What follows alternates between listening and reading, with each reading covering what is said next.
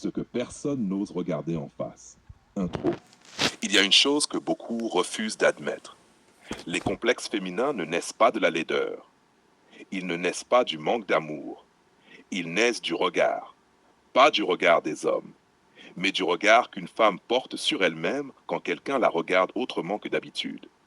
Aujourd'hui, on va parler de ce malaise silencieux, de cette tension intérieure, de cette question qui traverse l'esprit de certaines femmes quand un homme ne les consomme pas, mais les comprend.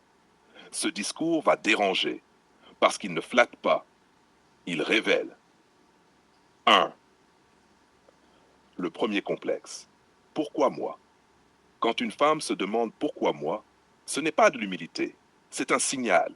Cela signifie qu'elle ne s'est jamais autorisée à croire qu'on puisse s'intéresser à ce qu'elle est, et pas seulement à ce qu'elle montre. Elle a intégré une logique dangereuse.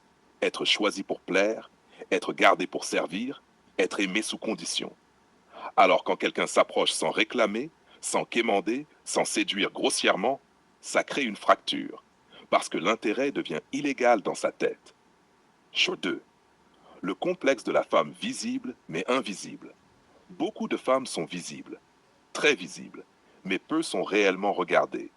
On les regarde pour leur corps, leur rôle, leur image, leur statut, pas pour leur structure intérieure. Quand un homme s'intéresse à leur esprit, à leurs contradictions, à leur silence, elles paniquent. Pourquoi? Parce qu'elles ont appris à survivre par la surface. La profondeur devient une zone dangereuse. Le complexe de l'imposture émotionnelle. Il existe un complexe que personne ne nomme, le syndrome de l'imposture affective. Cette idée inconsciente, open quote, si tu savais vraiment qui je suis, tu partirais. Close quote. Alors certaines femmes préfèrent être désirées que connues, parce que le désir est aveugle. La compréhension, elle, est exigeante. Elles ont peur qu'un homme voie leurs incohérences, leurs blessures, leurs mécanismes de défense, et qu'il reste quand même. Parce que ça détruit le scénario de l'abandon. 4. Le complexe de la dette invisible. Quand une femme a appris que l'amour se mérite, elle vit l'intérêt gratuit comme une dette. Elle se demande, qu'est-ce qu'il attend en retour? Qu'est-ce que je vais devoir donner? Alors elle se méfie. Elle teste, elle provoque, elle fuit, pas parce que l'homme est mauvais, mais parce que son système interne est construit sur la transaction. 5. Le complexe du regard juste. Il y a un regard qui met plus en danger qu'un regard sexuel. Le regard juste.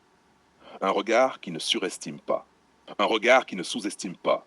Un regard qui voit clair. Ce regard-là enlève les excuses. Il enlève les masques.